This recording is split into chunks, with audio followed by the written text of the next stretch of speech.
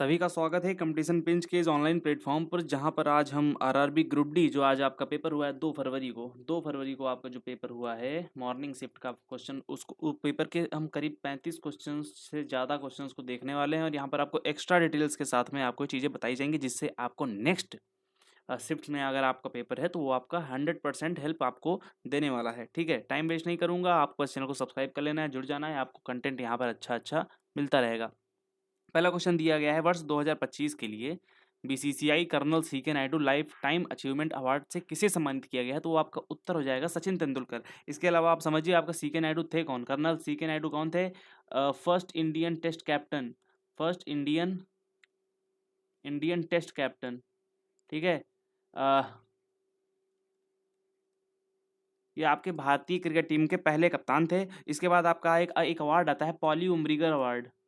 कौन सा? Poly Umrigar Umrigar award. इसका संबंध किससे? तो इसका संबंध भाई मेरे आपका क्रिकेट से है। ठीक है, और एक आपका आता है Shanta Rangaswamy, Shanta Rangaswamy, Rangaswamy life time achievement award, life time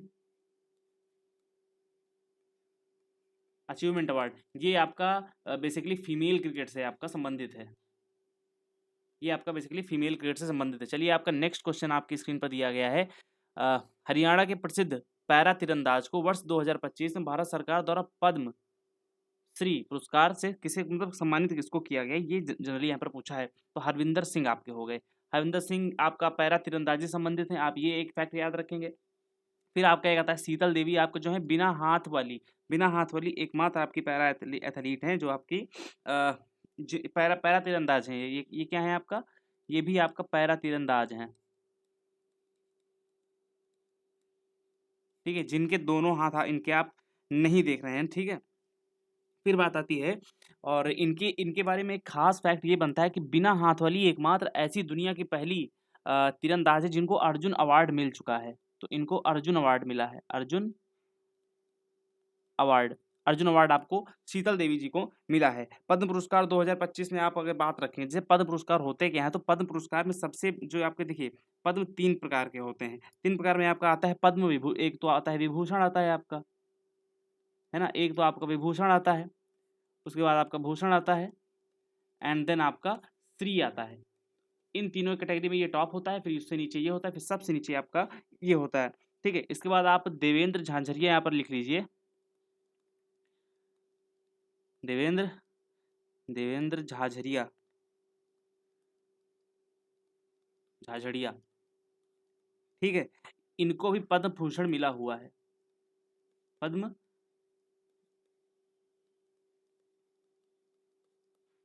ठीक है, इनको भी आपका पद्म भूषण मिला हुआ है।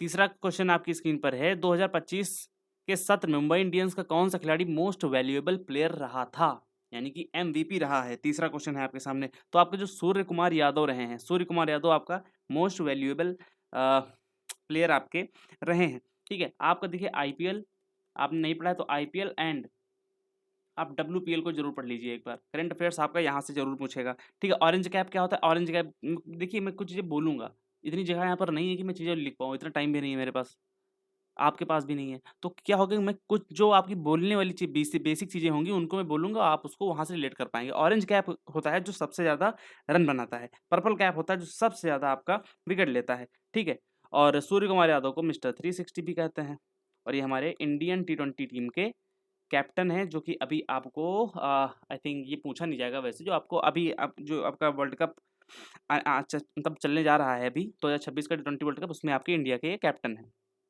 चलिए, फिर आपका आपका चौथा क्वेश्चन आपकी स्क्रीन पर है आपका, अप्रैल 2025 को पहलगाम जम्मू कश्मीर में हुए आतंकी हमले के जवाब में भारतीय सेना ने कौन सा ऑपरेशन चलाया था? तो इसका उत्तर हो जाएगा मेरे भाई, ऑपरेशन सिंदूर चलाया था। ठीक है, ऑपरेशन विजय यहाँ पर ले तो ये आपका 1999 में चलाया गया था। कब चलाया गया था? यहाँ पर कारगिल युद्ध के समय आपका ये चलाया गया था, कारगिल युद्ध, ये आपका कारगिल युद्ध के समय आपका चलाया गया था। फिर आपका आता है ऑपरेशन मेघदूत, आप लिख लिया पर मेघदूत, एक ऑपरेशन आपका आता है भैया मेघदूत आता है। फिर आपका आता है ऑपरेशन देवी शक्ति, ऑपरेशन देवी शक्ति, ठीक है। और एक आता है आपका ऑपरेशन देवी शक्ति आता है। इसके अलावा एक आपका आता है ऑपरेशन दोस्त, ऑपरेशन आपका दोस्त। देखो मैं आपको जो अलग से बता रहा हूँ वो तो ठीक है, आपको इनके बारे में एक बार जरूर पढ़ना है। जैसे आपने रक्षक हो गया, प्रहार हो गया, विजयक मैंने बताई दिया ना। कुछ आपके लिए मैं छोड़ करके जाऊंगा, कुछ एडिशनल बताऊंगा, इससे चीजें आपको ज्यादा मिलेंगी और आप अच्छा स्कोर करके अपने पेपर में आ रहे होंगे। तो ऑपरेशन मेघदूत जो था आपका, ये 1984 में कहाँ चलाया गया था? सियाचिन में चलाया गया था। सियाचिन ग्लेशियर में चलाया गया था, चीन के खिलाफ चलाया गया था। किसके विरुद्ध में चलाया गया था? चीन के विरुद्ध चलाया गया, कि यहाँ पर वो कब्जा करने की आपका कोशिश कर रहे थे। ठीक है, कब्जा वापस लेने के लिए आप चलाया गया था। ऑपरेशन देवी शक्ति आपका कहाँ? अफगानिस्तान के लिए चलाया गया था, जब वहाँ पर तालिबानियों ने कब्जा कर लिया था। अफगान अफगान अफगान में चलाया गया था ना, अफगानिस्तान में चलाया गया था आपका। ठीक है, वहाँ से भारतीयों को निकालने के लिए। दोस्त चलाया गया था तुर्की में, भूकंप आया था आपका जब। क्या आया था मेरे भाई? तुर्की भूकंप, तुर्की भूकंप के समय ये चलाया गया था। चलिए, अब साइंस का क्वेश्चन बन जाता है आपका, जो पांचवा क्वेश्चन है आपका। जैसे कहाँ गया? बोर के परमाणु मॉडल के अनुसार एम सेल में इलेक्ट्रॉनों की अधिकतम संख्या कितनी होती है? देखो वैसे साइंस में मेरा भी हाथ तंग है थोड़ा बहुत, जो लेकिन जो मुझको आता है वो मैं आपको इसमें बता देता हूँ। ठीक है, तो इस आपका आई थिंक इसका फॉर्मूला होता है 2n²। 2n² आपका होता है सेल निकालने का फॉर्मूला। तो बोर के पांचवें में 5 पचम 25 पंत 50, एक मिनट, इलेक्ट्रॉनों की अधिकतम संख्या कितनी होती है? तो ये चीज़ें एम सेल में आपका इलेक्ट्रॉनों की अधिकतम संख्या आपकी 18 होती है। ये चीज़ें आप रट लीजिए। जैसे आपका यहाँ पर दिया गया है, आई थिंक एम सेल,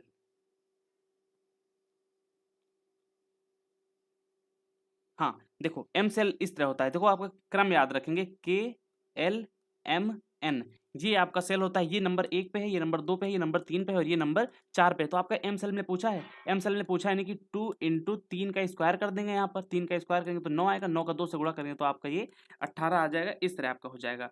अब आप बताएंगे कि न्यूट्रॉन की खोज किसने की थी? आपका जो जो न्यूट्रॉन होता है आपका, बेसिकली आपको पता होना चाहिए कि ईंट पर नाचे एक ट्रिक है, तो उसकी वजह से आप इसको पढ़ लेंगे। तो जेम्स चैडविक, चैडविक महोदय, जेम्स चैडविक,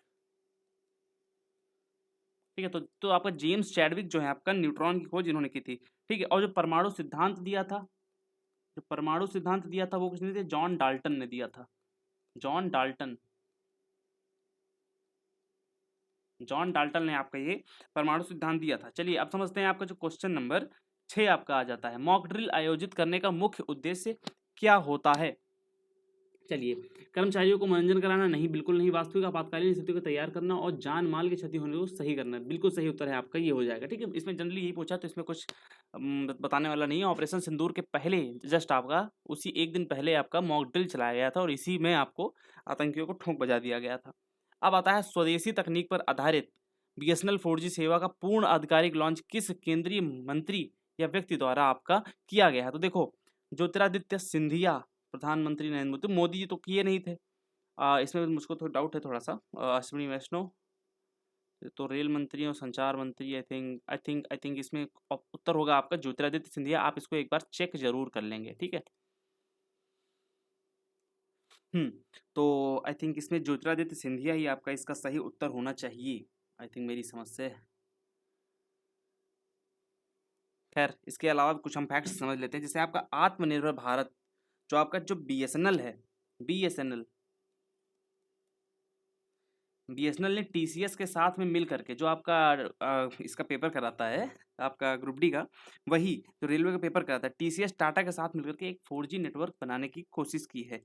4G नेटवर्क बनाया ही, कोशिश क्या, कोशिश नहीं, नेटवर्क बनाया है, नेटवर्क बनाया है। इंडिया में 5G लॉन्च कब हुआ? 5G,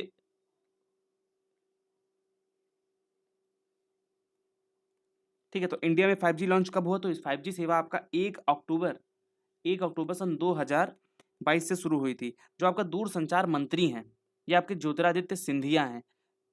इसी वजह से मुझको ये लग रहा है, इसका आंसर कहीं कहीं तक मुझको लगता है प्रधानमंत्री नरेंद्र मोदी होगा। आप इसको एक बार चेक जरूर कर लेंगे, ठीक है। और जो प्रोजेक्ट 4G आपका आया था इंडिया में,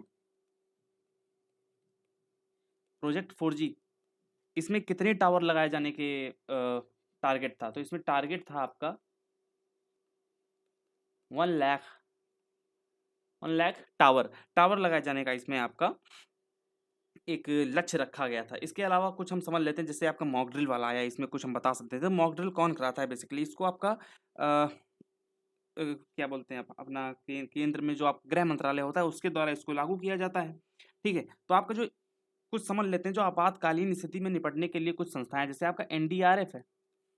तो एनडीआरएफ की स्थापना हुई थी 2006 में। राष्ट्रीय आपदा प्रतिक्रिया बल इसको कहते हैं, नेशनल डिजास्टर रिएक्शन फोर्स इसको कहते हैं। ठीक है, इसका आदर्श वाक्य क्या है एनडीआरएफ का? तो आपदा सेवा तदैव, आपदा सेवा तदैव तदैव तदैव, हाँ अरे यार तदैव। ठीक है, और एक ये एनडीआरएफ होता है नेशनल लेवल का, और आपका स्टेट लेवल पे होता है आपका एसडीएमए। एसडीएमए इसका जो मुखिया होता है वो आपका सीएम होता है उस राज्य का। चलिए अभी आगे बढ़ते हैं। 8वां क्वेश्चन आपकी स्क्रीन पर दिया गया है कि विश्व सतत विकास शिखर सम्मेलन 2025 का आयोजन कहाँ किया गया है? तो कहाँ किया गया है? तो ये आपका नई दिल्ली भारत में किया गया है। ठीक है, अब इसका जो आयोजक था वो कौन था? तो TERI। तो TERI का फुल फॉर्म क्या होता है? The energy and resources institute, है ना, लिख लेंगे आप। वैसे अब लिख लिख के बताऊंगा तो यार वीडियो लंबी हो जाएगी थोड़ा सा, सिर्फ मैं ये वाला लिख देता हूँ, बाकी आप देख लेंगे। मैं सिर्फ बोल दूंगा the energy and resources institute. ठीक है ना, तो रिसोर्सेज इंस्टीट्यूट इसका फुल फॉर्म हो जाएगा, है ना। SDG क्या होता है आपका? SDG। SDG टारगेट जो इसमें निर्धारित किया गया है वो आपका संयुक्त राष्ट्र ने 17 सतत विकास कार्यक्रमों, 17 सतत विकास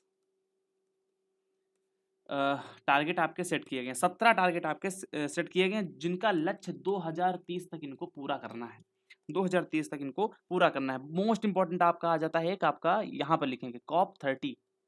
COP30, ठीक है, COP30 का सम्मेलन कहाँ हुआ? तो आपका ये ब्राजील में हुआ है 2025 में। 2025 में आपका हुआ है ना। और और जो आपका G20 2025 हो चुका है वो कहाँ हुआ है अभी आपका? वो आपका आपका कहाँ हुआ है? कहाँ पे लिखे हैं यार, बस आप समझ लीजिए, मैं बोले दे रहा हूँ। आपका जो G20 2025 हुआ है वो आपका सॉरी साउथ अफ्रीका में हुआ है। ठीक है, साउथ अफ्रीका में हुआ है। अब आते हैं क्वेश्चन नंबर 9 पर। किसी परमाणु का आकार मुख्य रूप से किस पर निर्भर करता है? तो देखो, जो आपका परमाणु का आकार होता है उसमें आपके इलेक्ट्रॉन की कोष संख्या हो गया ना, आपका सही उत्तर हो जाएगा ये वाला। इलेक्ट्रॉन की कोषों की संख्या पर आपका होता है ना। परमाणु की त्रिज्या को मापते कैसे हैं? जो परमाणु की त्रिज्या है आपका, परमाणु की त्रिज्या यहाँ पर लिखो, इसकी जो इकाई होती है वो होती है एंगस्ट्रॉम में। एंगस्ट्रॉम को कैसे लिखते हैं? ए लगा करके ऊपर ऐसा लिख देते हैं, ये होता है आपका बेसिकली एंगस्ट्रॉम। और जो एंगस्ट्रॉम होता है, एक एंगस्ट्रॉम में कितने बड़ा कितना यूनिट रहता है आपका? कितने मीटर रहते हैं? 10 मीटर एक एंगस्ट्रॉम में आपका रहता है। ठीक है, और ऊपर से नीचे जाने पर अप टू डाउन जाने पर जो होता है कोषों की संख्या को क्या होती है? बढ़ती जाती है। बढ़ती जाती है यानी कि जो n होता है, n का आकार बढ़ता है, इतना आप समझेंगे इसमें। ठीक है, और बाएं से दाएं जाने पर, बाएं यानी कि लेफ्ट टू राइट जाने पर जो आपके जो कोष होते हैं, नाभिकीय आवेश जो कहते हैं ना, जो आपका n का आकार घट जाता है, इतना आप समझिए बस। घटता है किसका आकार? n का आकार। n क्या है आपका यहाँ पर? परमाणु मतलब कोषों की संख्या है यहाँ पर। ठीक है, और जो सबसे छोटा परमाणु हीलियम परमाणु होता है, कहाँ लिखे? सबसे छोटा परमाणु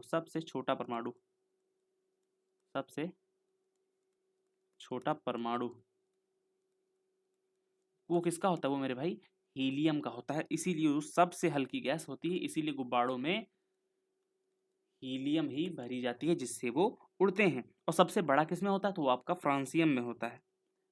हीलियम HE लिख लो ऐसे, है ना, और फ्रांसियम यानी कि FR।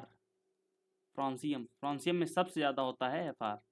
ठीक है, चलिए क्वेश्चन नंबर 10 आपके सामने दिया गया है, जिसमें पौधों में लचीलापन मुख्य रूप से किस स्थायी ऊतक के कारण आपका होता है? तो पैरेनकाइमा, स्क्लेरेनकाइमा, क्लेरेनकाइमा और जाइलम। जाइलम तो नहीं होता है, जाइलम आपका पानी ले जाता है। और आपका आई थिंक कैलन काइमा जो आपका है, ये उत्तर आपका सही हो जाएगा। अब आप ये समझेंगे कि जो स्क्लेरन काइमा क्या होता है ना, ये क्या करता है, तो ये आपका देता है पौधों को कठोरता। ये क्या देता है, पौधों को कठोरता देता है, कठोरता देता है। क्या देता है मेरे भाई, तो ये आपका पौधों को कठोरता देता है। अब आपका आता है जो पत्ती के डंठल होते हैं, एक मिनट, जैसे जो आपके पत्तियों के डंठल जो होते हैं निचले साइड में, जो आपका जहाँ पत्ती एंड होती है आपकी, जैसे ये आपकी पत्ती है मान लो ऐसे और ऐसे, और यहाँ पर जो ये डंठल निकलता है ना ऐसे, मान लो ऐसे ऐसे ऐसे ऐसे, ये पत्ती है आपकी, यहाँ डंठल निकलता है, इसका स्थान यहीं पर पाया जाता है। किसका, कैलन काइमा का स्थान जो होता है आपका यहीं पर पाया जाता है, और ये लचीला होता है। ठीक है, ये लचीला होता है, जिसको आप मतलब ये मुड़ने पे टूट जाता है। तो आपका उत्तर ये वाला सही हो जाएगा। चलिए 11 नंबर क्वेश्चन आपकी स्क्रीन पर है, अपचय की प्रक्रिया के दौरान इलेक्ट्रॉनों का क्या होता है। अब आप समझिए, जो अपचय होता है, अपचय यानी कि रिडक्शन, यानी कि माइनस हो जाना, यहाँ पर इलेक्ट्रॉन खो दिए जाते हैं। क्या होता है, इलेक्ट्रॉन खो दिए जाते हैं। तो आपका सही उत्तर क्या हो जाएगा, प्रोटॉन इलेक्ट्रॉन में बदल जाते हैं, परमाणु इलेक्ट्रॉन ग्रहण करता है, परमाणु अपने इलेक्ट्रॉन खो देता है। तो इसका बी जो है आपका ऑप्शन है वो एकदम से सही हो जाएगा। सही है, ठीक है।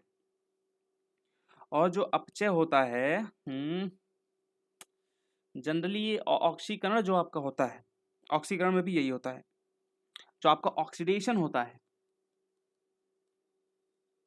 जो आपका ऑक्सीडेशन होता है, ऑक्सीडेशन में भी यही होता है, उसमें इलेक्ट्रॉन खो जाते हैं। इलेक्ट्रॉन उसमें क्या होता है मेरे भाई, खो जाते हैं। ठीक है, नहीं यार कुछ तो दिक्कत है, नहीं, ऑक्सीडेशन में क्या होता है, इलेक्ट्रॉन खो जाते हैं, ये हो जाएगा। और अपचय की प्रक्रिया के दौरान परमाणु का आयन इलेक्ट्रॉनों का क्या होता है, तो आपका जो रिडक्शन होता है इसमें आपका गेन होता है। तो आई थिंक ये वाला उत्तर आपका नहीं होगा। आपको जो ग्रहण करता है, परमाणु इलेक्ट्रॉन ग्रहण करता है, ये आपका रिडक्शन हो जाएगा। ठीक है, रेडॉक्स अभिक्रिया क्या होती है, बहुत इंपॉर्टेंट है, पूछी ही जाएगी, मैं लिख के देता हूं। ठीक है, जहां पर आपका ऑक्सीडेशन, जहां पर ऑक्सीडेशन एंड रिडक्शन आपका साथ में चलते हैं, जहां पर आपका ऑक्सीडेशन एंड रिडक्शन आपके दोनों साथ में होते हैं, वो आपका वहां पर आपका रेडॉक्स अभिक्रियाएं कहलाती हैं। ठीक है, चलिए अभी बढ़ते हैं आपका 12वें नंबर क्वेश्चन पर, जहां पर आपका दिया गया है, वह कौन सी भारतीय अर्थशास्त्री है जो 2 अप्रैल 2025 को आरबीआई की डिप्टी गवर्नर के रूप में कार्यरत है और इस पद को संभालने वाली पहली महिला है। ठीक है, तो आपका उत्तर हो जाएगा पूनम गुप्ता जी हो जाएंगे। अब आरबीआई आ गया, तो आरबीआई के बारे में कुछ जानकारी समझ लेते हैं। आरबीआई की स्थापना कब हुई थी, तो इसका जो एक्ट आया था 1935 वाला एक्ट जो आया था आपका, भारत शासन अधिनियम 1935 के तहत इसकी स्थापना हुई थी। कब हुई थी, 1 अप्रैल को हुई थी, 1 अप्रैल को हुई थी 1935 में। इसमें आयोग कौन सा था, किस आयोग की सिफारिश पे हुआ था, तो young Hilton commission, young Hilton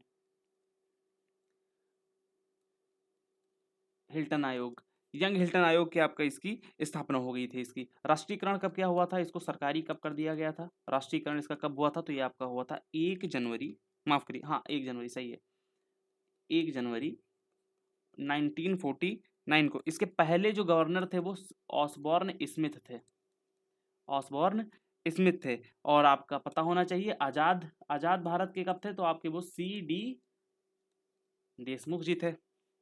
इसका हेडक्वार्टर आपका मुंबई में है, मुंबई, थोड़ा समझ जाइएगा, मुंबई लिखा है, मुंबई में है आप। ठीक है, आई थिंक अभी आगे चलना चाहिए।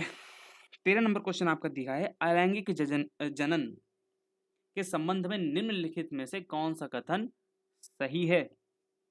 इसमें 2 माता पिता की आवश्यकता होती है, कथन सही है। अलैंगिक नहीं, अलैंगिक है, इसमें आपका 2 माता पिता की जरूरत नहीं होती। इसमें निषेचन अनिवार्य है, ये भी कुछ कहा नहीं जा सकता है, नहीं नहीं ये भी नहीं होता है। ऑप्शन डी पे देखेंगे, संतति अनुवांशिक रूप से जनक के समान होती है, नहीं ये भी नहीं होगा। तो आपका क्वेश्चन बचा एक, इसमें युग्मकों का संलयन होता है, केवल इसमें युग्मकों का संलयन होता है। ठीक है, चलिए अब समझ लेते हैं, जैसे आपका जो संलयन, जैसे क्या है यार, थोड़ा सा कंफ्यूजन है मुझको। देखा जाए तो ये ऑप्शन यहाँ पर आपका गलत दिया गया है, मतलब ये उत्तर यहाँ पर आपका जनरली नहीं होगा। क्या होगा, जनरली नहीं होगा। ठीक है, क्योंकि जो होता है अलैंगिक में जो संलयन नहीं होता है, जैसे यहाँ पर लिखा है संलयन होता है, यहाँ पर आप नहीं कर लीजिए, ठीक है, तो नहीं होता है आपका, अब ये सही है, ठीक है।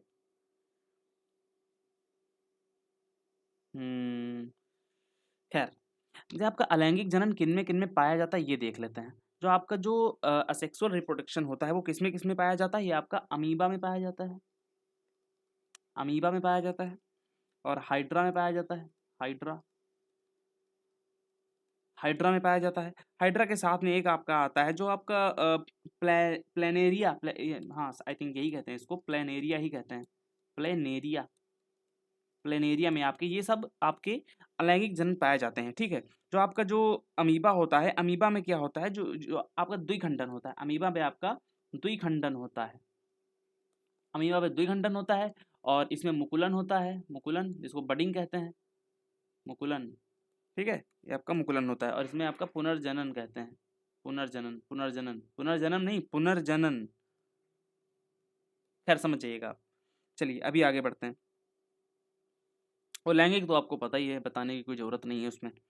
14 नंबर आपका क्वेश्चन आपकी स्क्रीन के सामने है। भारत के पहले एआई संचालित शिक्षण रोबोट का नाम क्या है, जिसे मार्च 2024 में केरल में लॉन्च किया गया? तो आपका व्योम मित्र देखते ही आप इसको लगा देंगे। नहीं यार, व्योम मित्र थोड़ी ना है, व्योम मित्र आपका नहीं है मेरे भाई, ये आपका आयरिस हो जाएगा, आयरस हो जाएगा, ठीक है, तो आपका ये आयरस हो जाएगा। कहाँ पे हुआ है आपका ये, तो केरल, कहाँ था जिसे आप, केरल, यहाँ पर लिखा हुआ तो केरल राज्य में आपका आयरस, आपका शिक्षण रोबोट आपका लॉन्च किया गया है। और जो आपका व्योम मित्र है ये आपका इसरो का है, ये आपका कहाँ का है मेरे भाई, तो ये आपका इसरो की एक महिला रोबोट है, व्योम मित्र आपका महिला रोबोट है, आपकी कहाँ की, इसरो की आपकी महिला रोबोट है, जो आपकी गगनयान, गगन, गगन लिखो मेरे भाई, गगन, गगनयान, गगनयान के लिए आपका बनाई गई है और उसमें ये भेजी जाएगी। जो सोफिया है जो दुनिया की सबसे पहली नागरिक यूट्यूब है, मतलब यूट्यूब नहीं यार, एआई है, दुनिया की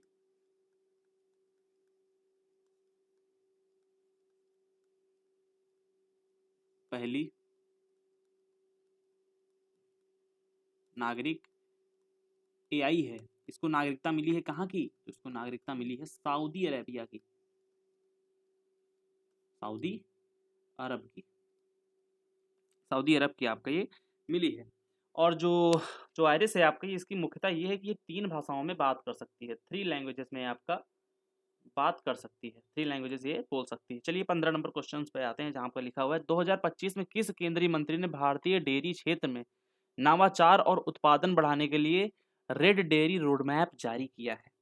ठीक है, तो रेड डेयरी आपका जो होता है, रेड डेयरी रोडमैप जारी किया है। वैसे मैं भी नहीं जानता हूँ कि रेड डेयरी रोडमैप होता क्या है, लेकिन इसका आंसर मैं आपको बता सकता हूँ, राजीव रंजन सिंह।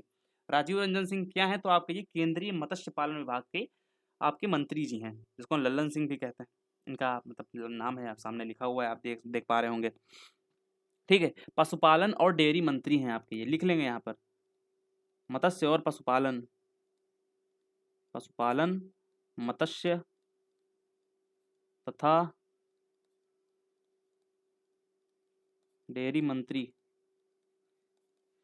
ये आपके डेयरी मंत्री हैं, ठीक है। जो श्वेत क्रांति हुई थी, आई थिंक बताने की जरूरत नहीं है, बट आप लिख लीजिए, जो श्वेत क्रांति हुई थी, श्वेत क्रांति के जनक कौन है, तो वर्गीज कुरियन साहब हैं, वर्गीज कुरियन, वर्गीज कुरियन साहब आपके श्वेत क्रांति के जनक कहे जाते हैं, जो आपका ऑपरेशन फ्लड चलाया था, ऑपरेशन फ्लड चलाया था, ऑपरेशन फ्लड चलाया था। अब आती है बात NDDB, इसका फुल फॉर्म फटाफट कमेंट बॉक्स में आप बता दीजिए, ठीक है। तो राष्ट्रीय डेयरी विकास बोर्ड इसको हम हिंदी में कहते हैं, और इसका जो मुख्यालय है, इसका जो मुख्यालय है आपका इसी के समय बनाया गया था 1969 में, 1969 में बनाया गया था आनंद में। और आनंद कहाँ है मेरे भाई, आपका गुजरात में है, गुजरात में है। आप इसको इतना आप याद रखेंगे। दुग्ध दिवस आपका कब मनाया जाता है, मिल्क डे आपका कब मनाया जाता है, याद रखेंगे, मिल्क डे कब मनाया जाता है आपका, मिल्क डे आपका मनाया जाता है 26 ऑफ नवंबर को, 26 ऑफ नवंबर को आपका मनाया जाता है। 16 नंबर में आपका दिया गया है, 16 नंबर क्वेश्चन है, फेफड़ों की वायु कोशिकाओं और वृक्क के बोमन कैप्सूल में मुख्य रूप से कौन सा उपकला ऊतक पाया जाता है? ठीक है, तो आपका जो आपका जो घनाकार उपकला तो होता नहीं है, आई थिंक सरल सल्की उपकला आपकी इसमें पाई जाती है। सही उत्तर आपका हो जाएगा सरल सल्की आपकी जो उपकला होती है वो पाई जाती है। ये एक बहुत ही पतली सी होती है, मतलब एक चपटी टाइप की होती है, चपटी टाइप कोशिकाओं से मिलकर के बनी हुई होती है। इसका कार्य क्या होता है? इसका कार्य होता है डिफ्यूजन करना, है ना। इसका कार्य होता है डिफ्यूजन करना एंड फिल्ट्रेशन करना। आपका इनका कार्य होता है डिफ्यूजन एंड फिल्ट्रेशन, इसका कार्य करना होता है। और और क्या बता सकता हूँ वैसे फेफड़े से संबंधित, तो आप यहाँ पर एक पक्षभामी लिख लीजिए।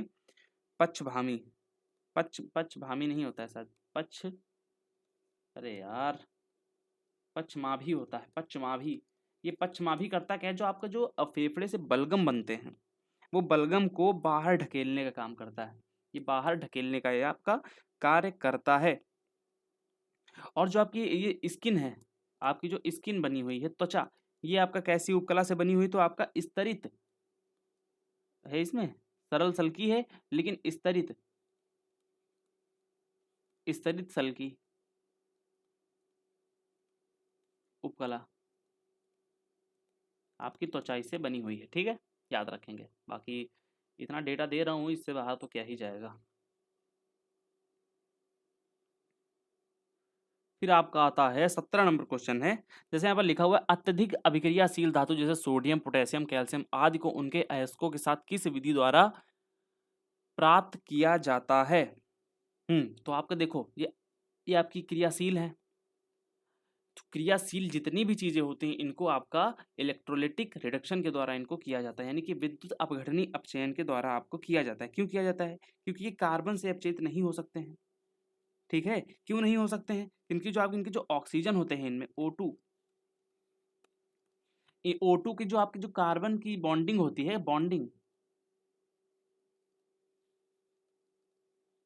O2 की जो कार्बन बॉन्डिंग होती है वो आपका कार्बन से ज्यादा होती है, कार्बन से ज्यादा होती है, इसलिए आपका ये कार्बन के साथ में नहीं होते हैं। तो आप इतना समझ लीजिए। कैथोड जो होता है, आप देखो कैथोड जो होता है आपका वो निगेटिव को दिखाता है, और जो आपका एनोड होता है, एनोड, एनोड यहाँ पर लिखो यार साफ साफ थोड़ा सा, एनोड आपका पॉजिटिव पर दिखाता है, जो कि आपका खैर जो मैं बताना चाहता हूँ वो मत समझिए।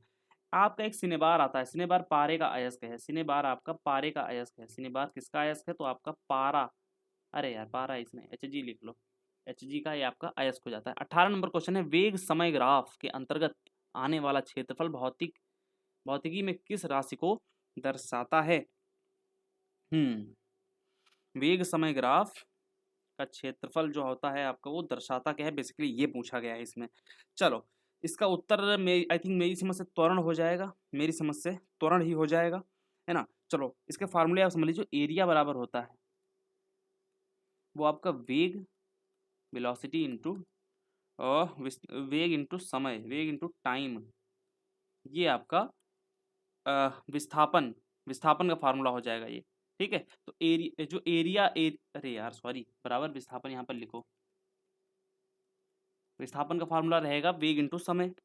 ठीक है, ये आपका क्षेत्रफल यहाँ से आप निकाल सकते हैं जिसको डिस्प्लेसमेंट कहते हैं। और जो त्वरण निकालने के लिए आपका वेग बटा समय, जो त्वरण है यहाँ पर देखो, यहाँ पर त्वरण एक्सेलरेशन, जो आपका त्वरण का फार्मूला यहाँ पर दिया गया है, जो आपका त्वरण है, त्वरण बराबर होता है वेग बटा समय, वेग बटा आपका समय होता है।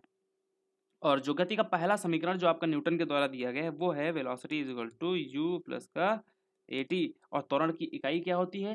त्वरण की इकाई क्या है? त्वरण त्वरण की इकाई क्या है? मीटर पर सेकेंड स्क्वायर आपकी त्वरण की इकाई हो जाती है। चलिए अभी आगे बढ़ते हैं। 19 नंबर आपका क्वेश्चन दिया गया है पुरुषों में शुक्राणु के उत्पादन की कमी मुख्य रूप से किस ग्रंथि द्वारा स्रावित हार्मोनों के असंतुलन के कारण आपकी हो जाती है? तो आपकी जो पिट्यूटरी ग्लैंड होती है, ये इसका उत्तर आपका एकदम सही हो जाएगा। पिट्यूटरी ग्लैंड को आपका मास्टर ग्लैंड भी कहते हैं हम, मास्टर ग्लैंड। जो आपका मास्टर ग्लैंड है ये आपका कहा जाता है, जो आपका जो LH शुक्राणु निर्माण होता है, LH जैसे आपका क्या बता दूं, जैसे तो आपका हार्मोन होता है, यहाँ से एक हार्मोन आपका निकलता है जिसको हम FSH कहते हैं। आपका एक हार्मोन होता है FSH, जिसको हम फॉलिकल स्टिमुलेटिंग हार्मोन कहते हैं। लिख लेंगे, follicle, CLE, follicle stimulating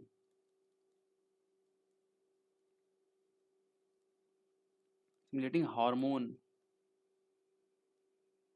hormone कहते हैं। ये आपका जो LH शुक्राणु इसको कहा जाता है, LH स्पर्म इसको कहा जाता है, या फिर LH शुक्राणु आपको इसको कह सकते हैं। ठीक है, इसका निर्माण यही नियंत्रित करता है, तो आप इसको इतना याद रखेंगे। और जो टेस्टोस्टेरोन होता है वो आपका कहाँ पर बनता है, वो आपका टेस्टिस में बनता है। आप इसको याद रखेंगे। और जो शुक्रजन होता है, शुक्राणु बनने की जो प्रक्रिया होती है, बनने की प्रक्रिया,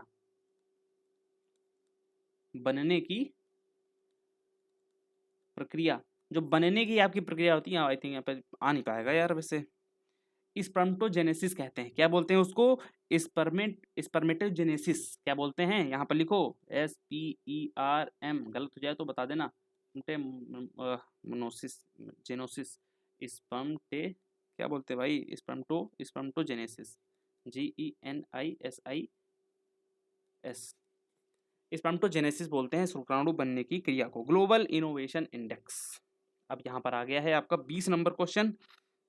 विश्व बौद्धिक संपदा संगठन WIPO द्वारा जारी ग्लोबल इनोवेशन इंडेक्स 2025 में किस देश ने शीर्ष स्थान हासिल किया है, तो आपका स्विट्जरलैंड ने आपका शीर्ष स्थान हासिल कर लिया है। भारत की जो रैंक रही है वो आपकी करीब 39-40 के आसपास रही है, एग्जैक्ट डेटा मुझको नहीं पता है, बट जो आपका जो स्विट्जरलैंड ये काफ़ी समय से आपका आ रहा है नंबर 1 पर।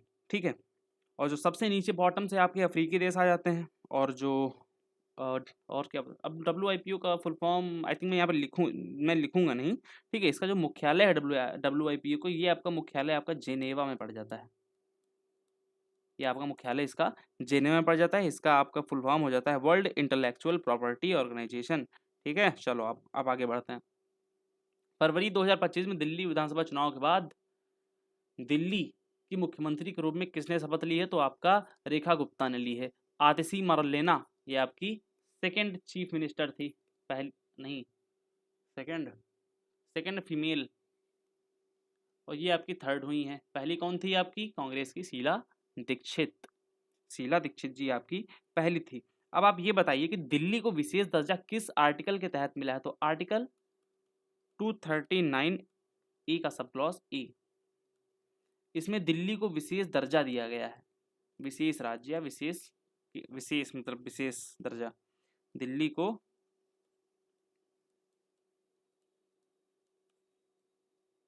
विशेष दर्जा आपका इसमें दिया गया है। और इसके जो यहाँ पर लिखा है, कहीं नहीं लिखा है, जो आपके उपराज्यपाल हैं इसके,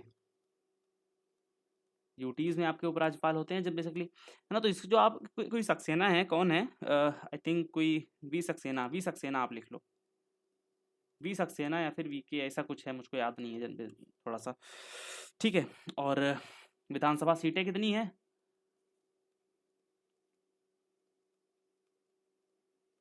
विधानसभा सीटें हैं आपकी 70, जिसमें इस बार 64 सीटें बीजेपी ने जीती हैं, याद रखना भाई। और हाँ, ये देखो, ये गलत हो गया ना, देखो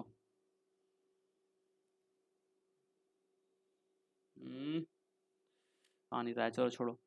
आपकी ये 4th नंबर की हैं, ये आपकी 3rd नंबर की हैं। पहले पर थी आपकी सुषमा स्वराज, पहले पे थी आपकी सुषमा स्वराज जी, सुषमा स्वराज जी थी, और दूसरी थी आपकी शीला दीक्षित जी। शीला दीक्षित आपकी सेकंड CM थी दिल्ली की। अगस्त 2025 में उत्तराखंड के उत्तरकाशी जिले में बादल फटने के कारण किस नदी में भीषण बाढ़ आई है, तो खीर गंगा नदी जो है यहाँ पर आपकी बहती है, और यहाँ पर बाढ़ आई है ना। चलो, अब इसके बारे में बाढ़ के हम कारणों को समझ लेते हैं, और जो भी आपके एक आध फैक्ट्स बनते हैं उनको हम इसमें देख लेते हैं फटाफट। 34 मिनट की वीडियो ऑलरेडी हो चुकी है, आप 50 मिनट तक आ जाएगी। अभी मैं थोड़ी सी स्पीड इसको इंक्रीज करने वाला हूँ। चलिए, तो खीर गंगा नदी आपका कहाँ बहती है, आपको ये आप समझ लीजिए कि उत्तराखंड में बहती है। और आपका एक जब यहाँ बादल फट गया था, कारण लिखा है, हाँ कारण लिखा, बादल फट गया, जिससे 1 से लेकर के 100 मिलीमीटर की बारिश बहुत कम समय में ही हो गई थी। ठीक है, और जो भागीरथी है, भागीरथी नदी है, ये उत्तरकाशी में है, ये भी उत्तरकाशी है। ठीक है, उत्तरकाशी नदी के तट पर है। जो उत्तरकाशी है आपका वो भागीरथी नदी किनारे ही है, तो आप कंफ्यूज नहीं होंगे, खीर गंगा ही लगाएंगे इसमें। ठीक है, जो टिहरी डैम बना हुआ है, भागीरथी से याद आया, टिहरी डैम, टिहरी डैम आपका भागीरथी और भिलंगना, भिलंगना, भिलंगना के संगम पर बना हुआ है, संगम, संगम पर बना हुआ है। चलिए अभी आगे बढ़ते हैं, 23rd नंबर क्वेश्चन पर चलते हैं। विश्व पैरा एथलेटिक्स चैंपियनशिप 2025 कहाँ आयोजित की गई थी? तो आपका ये हो जाएगा हैं विश्व, नई दिल्ली, नई दिल्ली हो जाएगा। ठीक है, विश्व पैरा एथलेटिक्स चैंपियनशिप 2025 आपका नई दिल्ली में आपका हो जाएगा। और 2024 में कहाँ की गई थी? 2024 में आपके कहाँ की गई थी? कोबे में की गई थी। आप ये बताएंगे कोबे कहाँ पर पड़ता है आपका? ठीक है, कोबे आपका कहाँ पर पड़ता है? चलो मैं ही बता देता हूँ भैया, जापान में पड़ता है, जापान में आपका ये पड़ता है। सुमित अंतिल का संबंध किससे है? सुमित अंतिल का संबंध किससे है? तो आपका भाला फेंक से है, जैवलिन थ्रो से, भाला फेंक से है। और ठीक है, और ये जैवलिन थ्रो में वर्ल्ड रिकॉर्ड होल्डर हैं सबसे लंबा फेंकने के लिए, सुमित अंतिल। और जो दीपा मलिक हैं वो आपका पैरालंपिक से संबंधित हैं, और ये आपका जो पैरालंपिक पदक जीतने वाली पहली भारतीय महिला है, लिख लीजिए, इंपॉर्टेंट है ये, दीपा मलिक, दीपा मलिक, ये आपकी पैरालंपिक में फर्स्ट मेडल जीतने वाली, पैरालंपिक में फर्स्ट मेडल, फर्स्ट मेडल जीतने वाली आपकी पहली भारतीय महिला बन गई हैं। अब कौन है?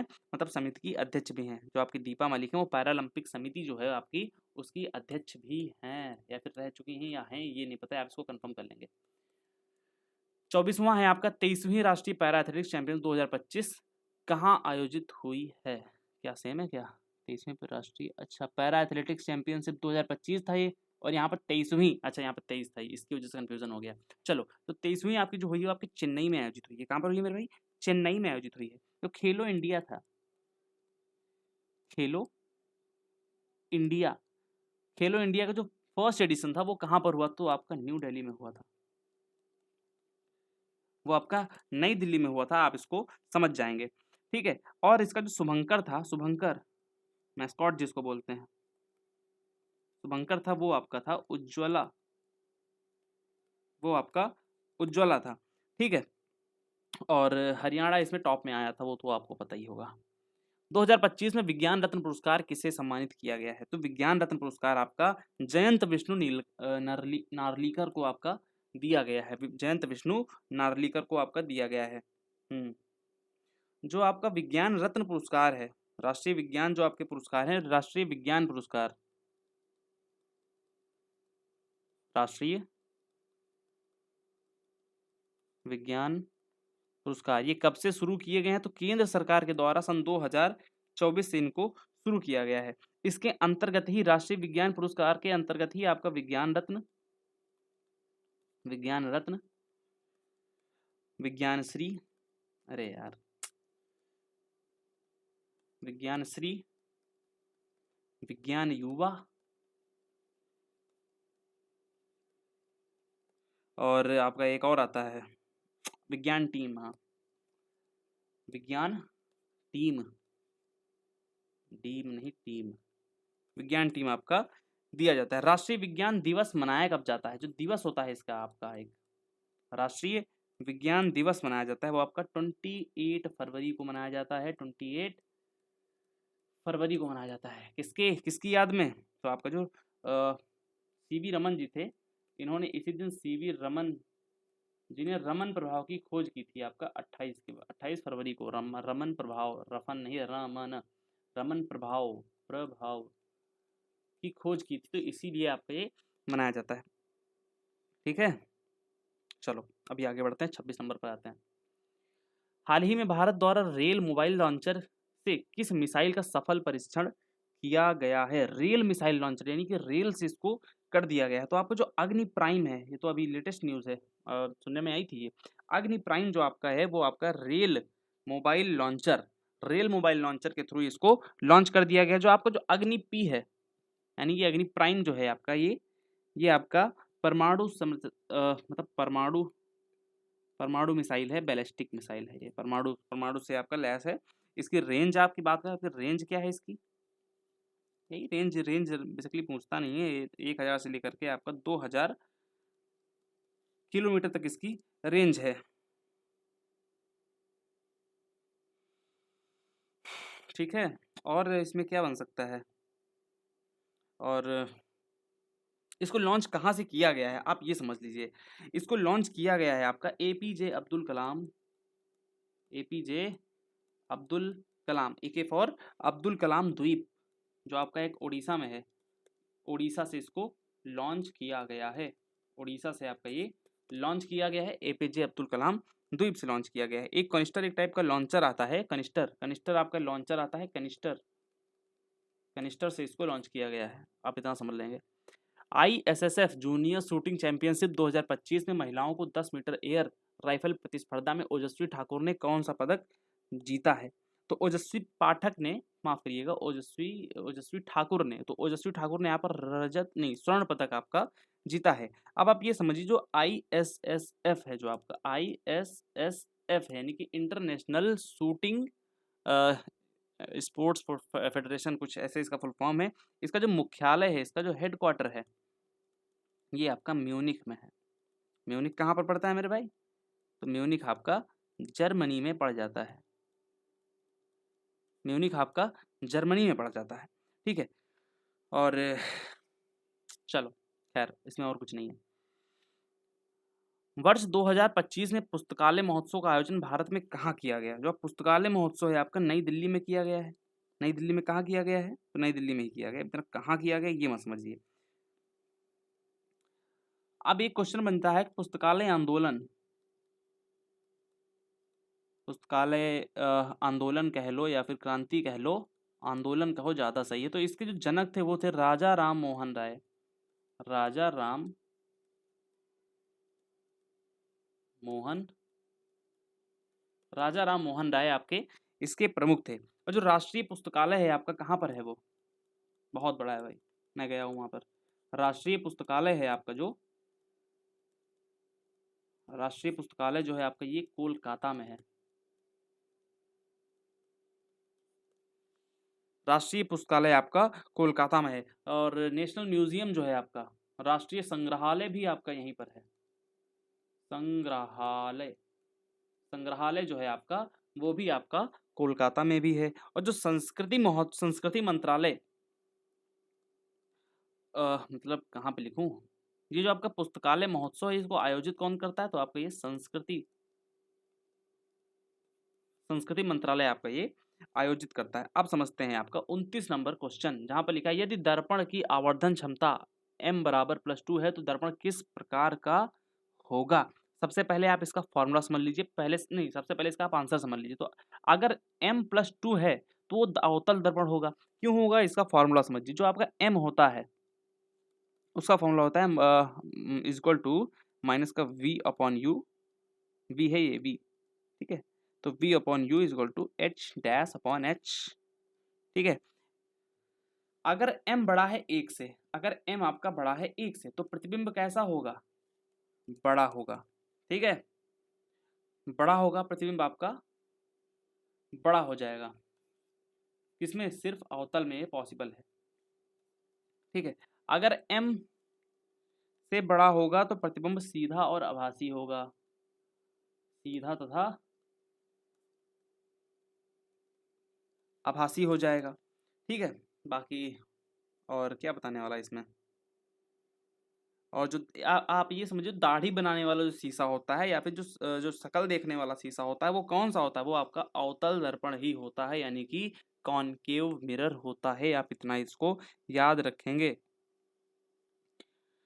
अगर कोई वस्तु है, कोई आर्टिकल x है यहाँ पर, और यहाँ पर मिरर p रखा हुआ है और मिरर f रखा हुआ है, इसके बीच में अगर ये कोई आपका रखा हुआ है तो प्रतिबिंब कैसा बनेगा? तो जो आपका दर्पण पर प्रतिबिंब बनेगा वो बड़ा बनेगा तथा आपका सीधा बनेगा,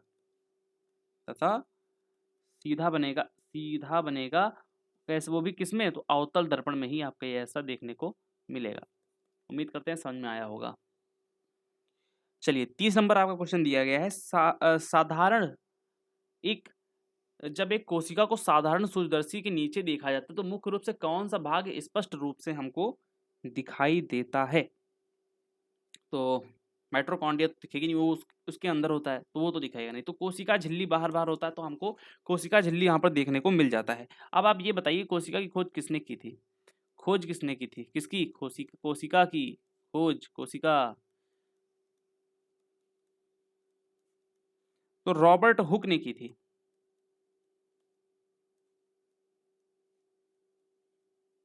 रॉबर्ट हुक ने की थी कब? 1665 में। ठीक है, किसमें की थी? कॉर्क में की थी, आपका कॉर्क में की थी। केंद्रक की खोज किसने की थी?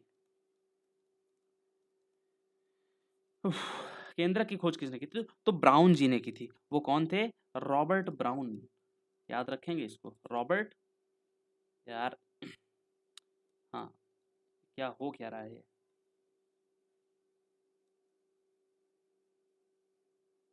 आराम से लिखना पड़ेगा थोड़ा सा। रॉबर्ट ब्राउन ने की थी। कब की थी? तो 1831 में की थी। 1831 में की थी। और जो इलेक्ट्रॉन का माइक्रोस्कोप है, इलेक्ट्रॉन माइक्रोस्कोप,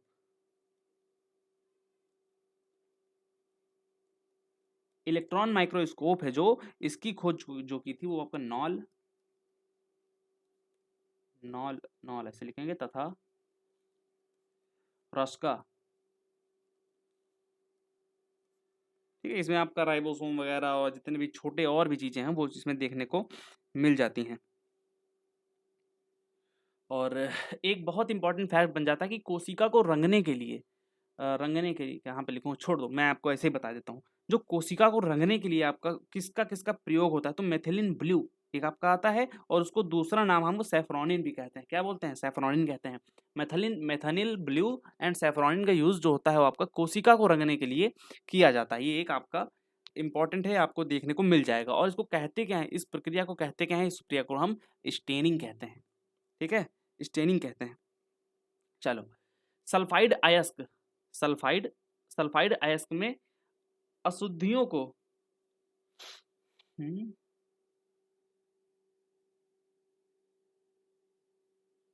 यार थोड़ा सा स्क्रीन और बड़ी कर सकता था मैं। चलो छोड़ो, कोई बात नहीं।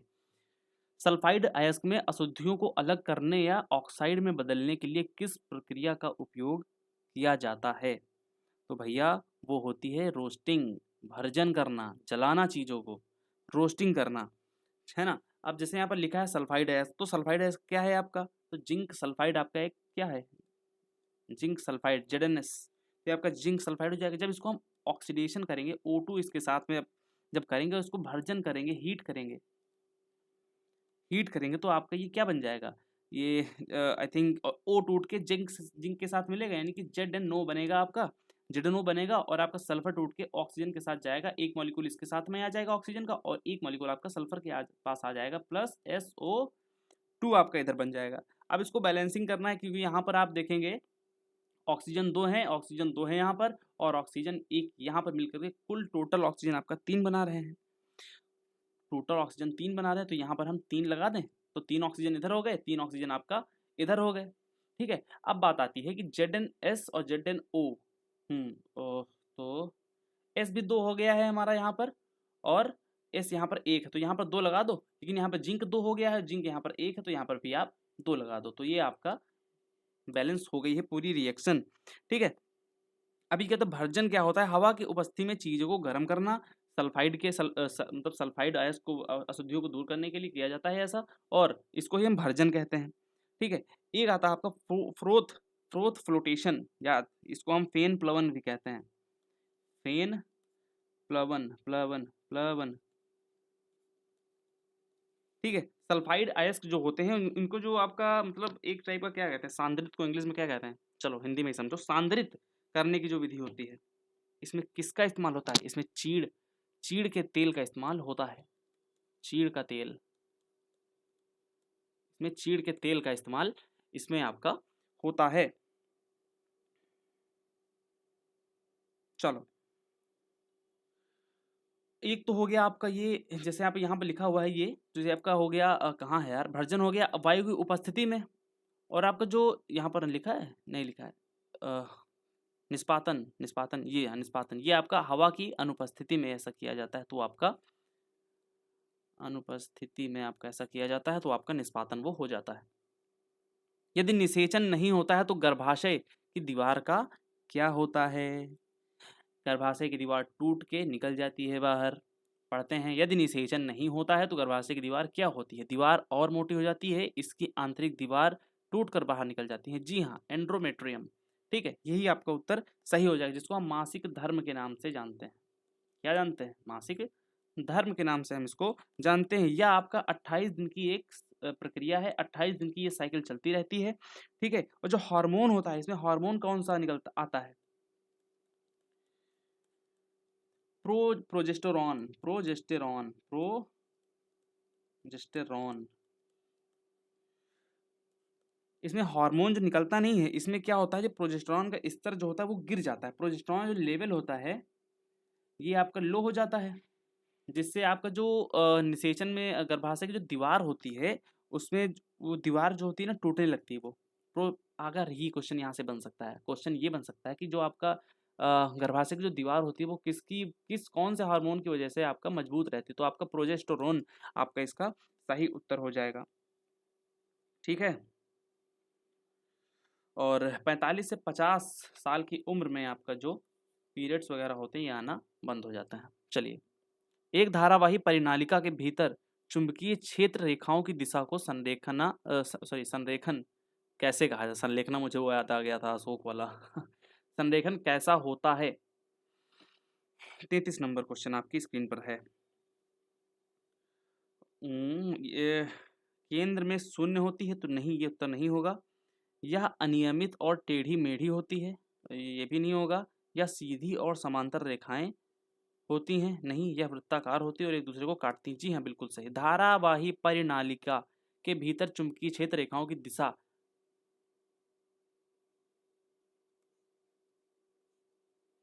चुंबकीय क्षेत्र जब इधर प्रणालिकाओं से निकलती हैं तो एक दूसरे को काटती हैं। कहाँ गया भाई? अच्छा, इधर है, चलो। वो एक दूसरे को काटती हैं, जनरली इसमें यही समझाया गया है। ठीक है, और जो भीतर क्षेत्र में होता है, यहाँ पर तो समांतर होती हैं, ये सब समांतर होती हैं। यहाँ पर सारी समांतर होती हैं।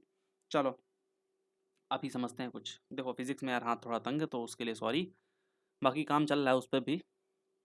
यदि लोहे के बुरादे को एक क्षण चुंबक के चारों ओर छिड़का जाता है तो उनका संरेखन कैसा होता है?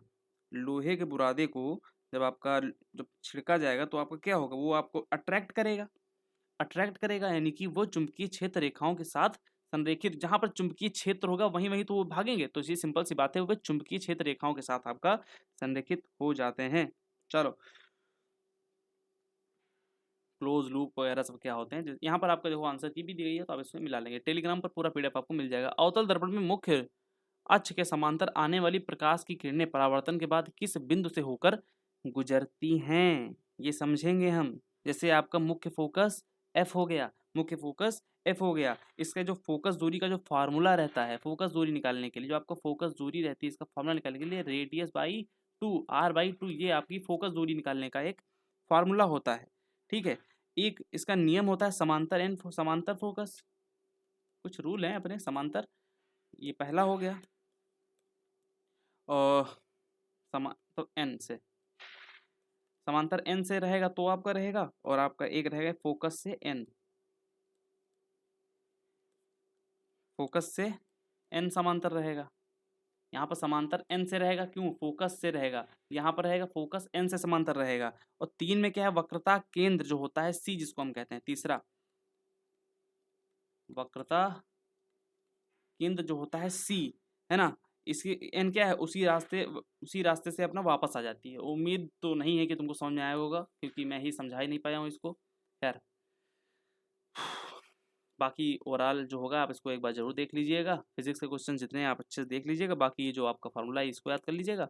बाकी 35 क्वेश्चन मुझको मिले हैं, तो आपको मैं जो भी मिलेंगे आप बाकी सब मैं टोटल करवा दूंगा। ठीक है, बाकी चैनल को सब्सक्राइब करके जुड़ जाइएगा। और इसी तरीके से धमाकेदार वीडियोस, जीएस का एक टॉप लेवल कंटेंट, और जीएस के साथ ही नहीं, जीएस के अलावा भी सब्जेक्ट्स का कंटेंट बहुत जल्द आपको मिलेगा। बट आपको चैनल को सब्सक्राइब करना होगा। हमारे आई थिंक 100 हुए हैं कि नहीं हुए हो, या फिर हो गए होंगे, अगर नहीं हुए तो फटाफट कर दीजिए। और ये आपको पीडीएफ चाहिए तो हमारे डिस्क्रिप्शन बॉक्स में लिंक है, आप उस पर आ जाइएगा। मिलते हैं आपको अगली वीडियो में, तब तक के लिए जय हिंद एंड जय भारत।